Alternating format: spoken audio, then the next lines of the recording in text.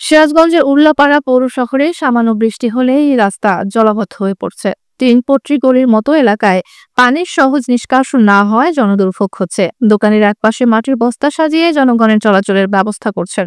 এদিকে উল্লাপাড়া পৌর শহরে পানি দ্রুত নিষ্কাশনের জন্য উন্নত মানের ড্রেন নির্মাণ প্রকল্পের কাজ শুরু হয়েছে। উল্লাপাড়া